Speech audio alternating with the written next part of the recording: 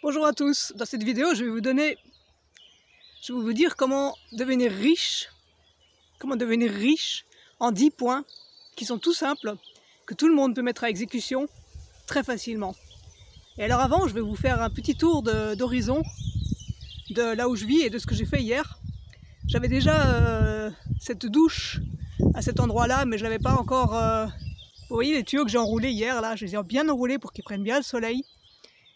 Et voilà, je vais vous faire un petit tour d'horizon de là où j'habite et là où je vis en fait.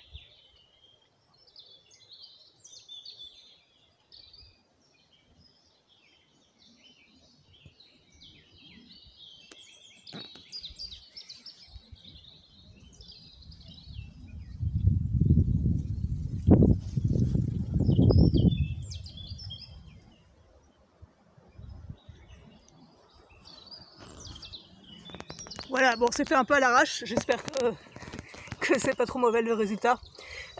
Donc maintenant je vais vous donner, donc vous voyez la douche que j'ai, elle est en plein air, elle est au soleil, elle est disponible 10 mois, 8 mois sur l'année, parce que j'habite dans le sud, avec de l'eau chaude gratuite, avec un panorama incroyable, avec les oiseaux qui chantent. Je vous défie de trouver un palace, un hôtel, 10 étoiles, avec une surface de salle de bain comme celle-ci, de salle de douche comme celle-ci, et avec un panorama pareil, et avec l'air sain, avec le soleil qui caresse la peau à la sortie, et avec le chant des oiseaux, etc. Donc voilà déjà une façon de devenir riche, très facilement. Vous achetez un terrain, vous enroulez un tuyau comme je viens de le faire, vous le mettez au soleil, et puis vous avez votre douche gratuite, bon peut-être pas toute l'année, mais déjà une partie de l'année. Donc c'est déjà tout ça d'économiser sur vos factures, et en plus c'est créatif, c'est dans un panorama extraordinaire, et puis vous avez la fierté de l'avoir fait vous-même. Alors maintenant j'arrive aux 10 points que je veux vous énoncer. Donc le premier point c'est déjà changer ses paradigmes, changer dans sa tête sa notion, ses croyances immenses. On est tous bourrés de croyances, comme quoi on est victime du capitalisme, victime de ceux qui abusent de nous, victime de son travail, victime de devoir gagner sa vie, victime de ses parents, victime, ça c'est vrai par contre, victime d'une éducation de merde, ça aussi c'est vrai, mais tout n'est pas perdu, il faut sortir de ces croyances, c'est un travail à faire tous les jours. Donc la première chose c'est changer ces paradigmes, on n'est pas des victimes du capitalisme, le capitalisme heureusement qu'il est là, heureusement qu'il y a des sociétés qui nous fournissent en café, en sucre, en blé, en tout ce que vous voulez, en voiture, sinon on pourrait pas vivre, on serait tous dans nos champs à bouffer des patates et même des topinambours. Donc voilà, on peut toujours se plaindre du capitalisme, mais il y a aussi énormément de positifs à ça. Donc en fait, nous sommes tous riches, on n'est pas pauvres, on est riches, on est déjà riches. D'abord parce qu'on a une intelligence, parce qu'on a un corps qui fonctionne, parce qu'on a des capacités, parce que si on a déjà... par exemple, moi, voilà, j'ai un terrain, je suis hyper riche parce que j'ai un terrain. Vous avez un appartement, vous êtes riche parce que vous avez un appartement. Vous avez un iPhone, qu'est-ce que vous pouvez faire avec un iPhone? Plein de choses. Un iPhone, en plus, moi j'ai pas d'iPhone, j'ai un téléphone normal, j'ai pas besoin d'aller chez Apple. Donc, on est déjà riche, on a des richesses potentielles qui sont toutes ces capacités qu'on peut mettre en œuvre. Son intelligence, son corps, sa créativité, ses capacités, voilà tout ça. Donc déjà, quand on change ces paradigmes, on obtient à ce qu'on ait la patate pour créer plein de choses en fait. Pour toujours avoir de la créativité à longueur de journée et ainsi mettre les choses en marche. Donc, arrêtez de se considérer comme victime du capitalisme. On est acteur et épicentre de sa propre vie. Donc si on a les bons paradigmes, alors on avance dans la bonne direction. Si par contre on se lamente sur son sort, eh ben on ne va nulle part, puisqu'on attend que quelqu'un d'autre vienne nous sauver, et il n'y aura personne qui viendra nous sauver. Ensuite, arrêtez d'être une passoire financière, émotionnelle, temporelle, chronophage. Donc, tout l'argent qu'on a, il faut arrêter de le dépenser n'importe où, il faut arrêter simplement d'être passif et de dépenser en divertissement, en nourriture, en vêtements, en je sais pas quoi, en le chauffage, etc. Il faut se bouger, il faut investir. Il faut investir tout son argent, le plus possible, en tout cas les 4/5 de son argent, et je vais y revenir plus loin. Donc l'argent qu'on a, soit on le dépense tout de suite et puis il est perdu, parce que en plus déjà quand on a l'argent, il a déjà perdu de sa valeur. C'est comme quand on achète une voiture, dès qu'elle est sortie du garage, elle a déjà perdu, je sais pas, 60% de sa valeur ou 30% de sa valeur. Donc l'argent, il faut l'investir, parce que c'est lui qui va rapporter de l'argent, comme les capitalistes ont compris, comme tous les directeurs d'entreprise l'ont compris. Et en plus, ainsi on devient l'épicentre de sa vie, l'épicentre de sa richesse, parce que c'est nous qui créons notre richesse. Et comme on est l'épicentre de cela, comme une société, on va rayonner sur la société. Donc en plus, on joue un rôle sociétal. Donc le fait d'investir son argent, on va continuer d'enrichir la société et on va pouvoir sortir, entre autres, de la crise. Parce que la crise, elle est surtout due à toute cette mentalité des Français qui sont encore dans un vieux monde socialiste, où ils croient que l'État va venir en providence les sauver.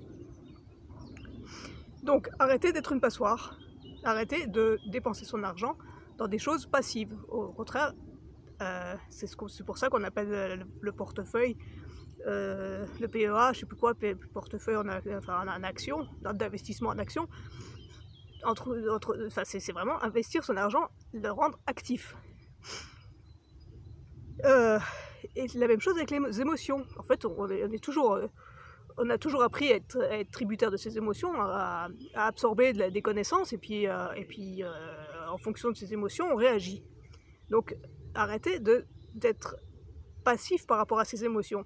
Les émotions non contrôlées, c'est celles qui vont nous faire acheter des choses, c'est celles qui vont nous faire vouloir nous divertir, nous vouloir rentrer dans une procrastination. Donc les émotions non contrôlées, c'est l'inconscient qui nous gouverne. Par contre, si on contrôle ces émotions, si on prend des décisions conscientes, alors on choisit sa vie, on reprend le gouvernail de sa vie.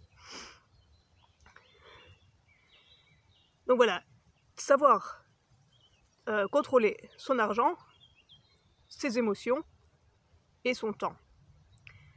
Donc sa meilleure richesse, je l'ai déjà dit, c'est son intelligence et sa créativité.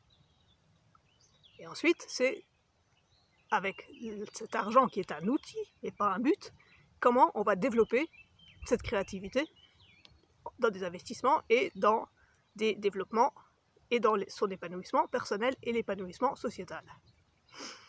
Donc tout argent économisé n'est pas dépensé. Donc déjà, là, on devient riche parce qu'on ne dépense pas son argent, donc on va le faire fructifier. Mais on ne va pas le faire fructifier en le laissant sur un livret A, ça ne sert à rien, je vais en parler plus loin. Donc arrêtez les achats inutiles. En plus, quand on achète inutilement, quand on se laisse aller par des émotions, on se dit « Oh, il y a une belle montre, je vais l'acheter. Oh, j'ai envie d'une belle voiture, je vais changer de voiture. » En fait, quand on fait ça, on est les proies des capitalistes, parce que les capitalistes, évidemment, ils jouent là-dessus.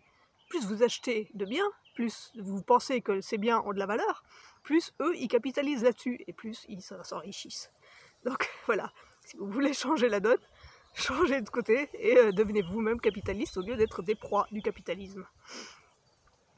Alors, essayez aussi d'être le plus autonome par rapport aux factures, sortir du système tel qu'on vous l'a donné, déjà sortir de la location d'un appartement au milieu d'une ville, dans un milieu de HLM, parce que là vous ne pouvez pas prendre votre douche à l'extérieur, etc.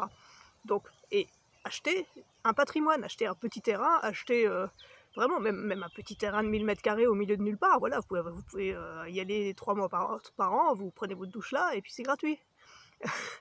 Et en plus, vous n'aurez pas la pollution, le bruit, etc. Bref, ça c'est un choix de vie. Donc c'est à vous de voir. Donc l'autonomie des factures. Même si vous êtes en ville, vous avez un balcon en plein sud, eh bien mettez-y un panneau solaire et une batterie. Déjà, moi ça fait depuis 12 ans que je ne paye pas une seule facture, ni d'eau, ni d'électricité, ni de chauffage. Voilà. Parce que j'ai du bois de chauffage que je fais moi-même, parce que j'ai une forêt, parce que l'eau, je l'ai gratuite par ma source, parce que l'eau chaude, je l'ai gratuite ou en solaire ou par le chauffage au bois. Donc il y a tout à fait moyen. Donc si vous mettez un panneau solaire sur votre balcon, vous rechargez déjà tous vos téléphones, tous vos portables, tout ça gratuitement, vous avez une lampe le soir. Vous n'avez peut-être pas une lampe halogène, mais vous avez une lampe pour lire au lit, ça suffit. Donc voilà, vous pouvez déjà rien qu'avec ça, vous pouvez sortir au moins en grande partie de vos factures. Donc l'intelligence du lieu de vie, cesser de louer, se constituer un patrimoine. Et puis aussi, moi je parle souvent de faire du sport utile. J'aime beaucoup le sport, j'ai besoin de me dépenser tous les jours, je dois me dépenser 2 heures, 3 heures, mais je le fais intelligemment, je le fais utilement. J'exploite un terrain, je fais du bois, je cultive mes légumes, je taille des arbres pour avoir plein de fruits, je plante des arbres pour avoir plein de fruits. Donc tout ça, c'est des sports utiles et ça crée du patrimoine. Ne rien jeter, tout recycler, tout trier. Le moindre bout de plastique, vous voyez, le moindre tuyau de plastique, vous pouvez en faire un chauffage. Moi, dernièrement, j'avais un sommier avec des lattes en bois, je ne savais pas trop quoi en faire. Eh bien, les lattes en bois, elles étaient déjà coupées à 2 mètres de longueur, elles étaient de 8 cm de large. C'était un peu étroit, je les ai prises en double, ça faisait 16 cm de large, donc 16 cm de large fois 2 mètres de long. J'ai construit une bibliothèque avec, et tous mes livres y rentraient. Maintenant j'ai une très belle bibliothèque, en bois, en vrai bois, que j'ai faite en une journée. Donc avec un vieux sommier trouvé sur une poubelle. Donc ne rien jeter, tout recycler, utiliser sa créativité pour le recycler, redonner des secondes vies aux objets.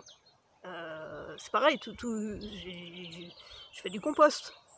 Avec tous les déchets de la cuisine, des déchets alimentaires, je fais du compost. Donc avec ça, je fais pousser mes tomates. Et ainsi de suite. Savoir récupérer et recycler aussi ce que les autres jettent. Comme je disais, le sommier que j'ai récupéré.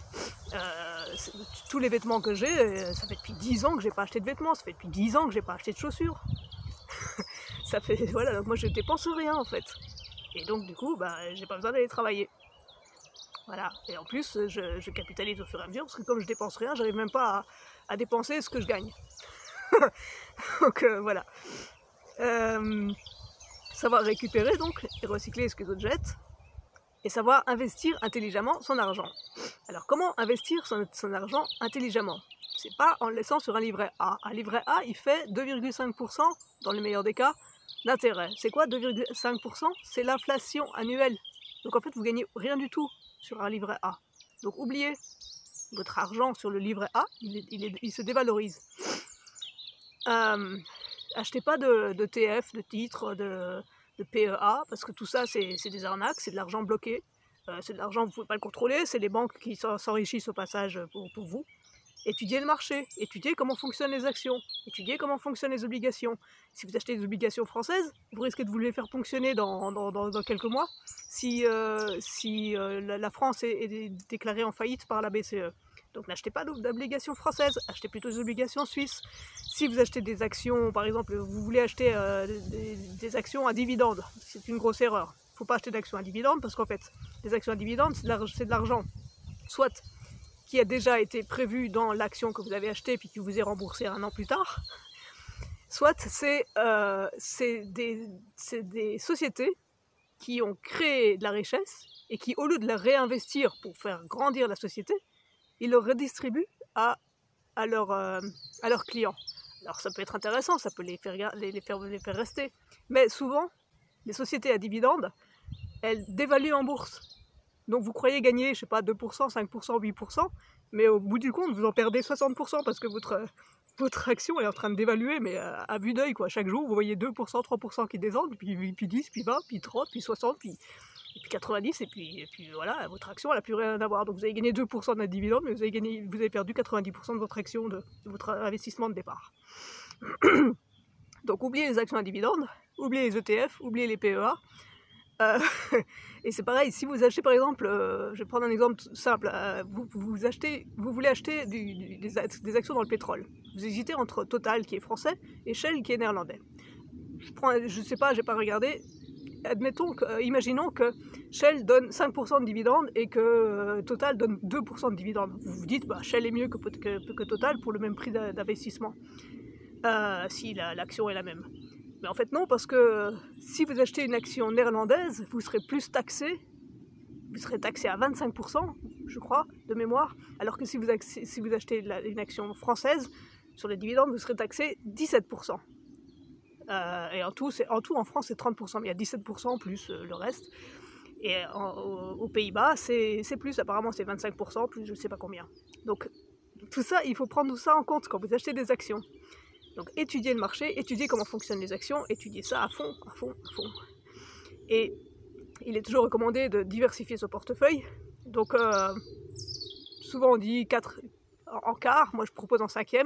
Donc vous allez investir en 4 cinquièmes, donc de l'or, des obligations, des actions et des valeurs stables comme l'immobilier, le blé, le sucre et autres investissements de ce genre. Et puis vous gardez un 5e de votre argent en liquide, mais pas plus. C'est pas la peine d'avoir de l'argent liquide qui traîne. Gardez juste ce qu'il faut en argent liquide au cas où vous avez un pépin. Mais n'oubliez pas que les actions en bourse, vous pouvez les acheter les racheter directement, contrairement aux ETF et aux PEA. C'est pour ça que je ne recommande pas d'acheter ni des PEA ni des ETF. Donc, achetez des actions, achetez des obligations, mais pas n'importe lesquelles, achetez de l'or, mais pas n'importe comment, et achetez des valeurs stables. Donc de l'immobilier, ça peut être des SCPI par exemple, SCPI. Et oubliez votre livret A. Le livret A, c'est niette, quoi. Vous mettez ici le strict minimum, c'est tout. Donc choisissez bien vos actions par rapport aux taxes des pays. Par exemple, si vous achetez des taxes américaines, vous allez être taxé. Si vous achetez des actions américaines, vous allez être taxé à 30% à la source. Si vous achetez des actions en France, vous ne serez pas taxé pareil. Mais en France, pour moi, c'est pas intéressant. Donc il y a des actions européennes qui sont intéressantes. Les actions asiatiques peuvent être intéressantes, mais sont plus risquées, etc.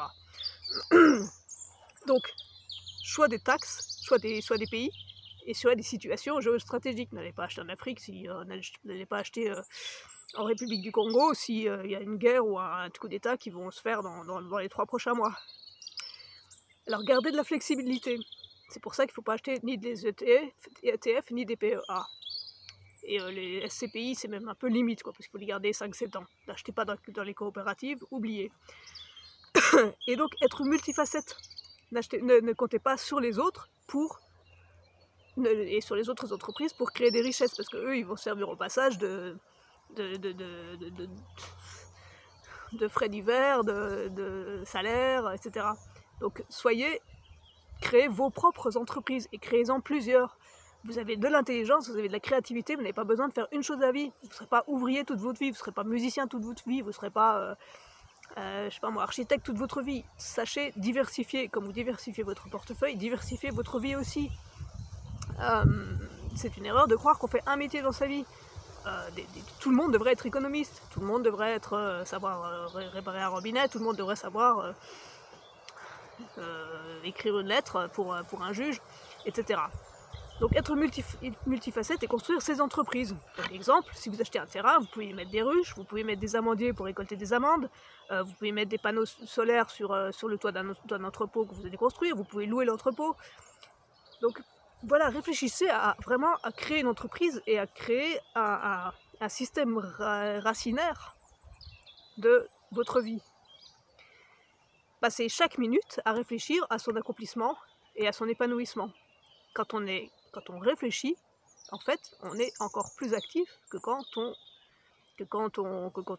est actif. Parce que quand on travaille, on pense qu'il faut travailler, il faut se bouger, il faut faire des choses. Mais en fait, la plus grande richesse, c'est de réfléchir et d'être stratégique. De vraiment bien planifier les choses, d'être stratégique. Et quand on a tous les éléments en main, alors on crée ce qu'on veut créer. C'est comme Mozart. Mozart, il n'était pas devant sa feuille de papier à faire des brouillons et tout. Il réfléchissait, il avait toute sa symphonie dans sa tête. Et une fois qu'il avait toute sa symphonie dans sa tête, alors il écrivait tout d'un trait. Donc levez-vous tôt, cessez de perdre votre temps en divertissement et en de la procrastination, et changez vos paradigmes dans la tête, et vous allez avoir une patate pour créer plein de choses, pour entreprendre, pour devenir riche, pour que votre vie soit riche, pour créer l'entreprise de votre vie. Voilà, j'espère que cette vidéo vous a plu. N'hésitez pas à mettre un pouce bleu, vous abonner, laisser un commentaire, partager, et je vous dis à la prochaine vidéo. Merci.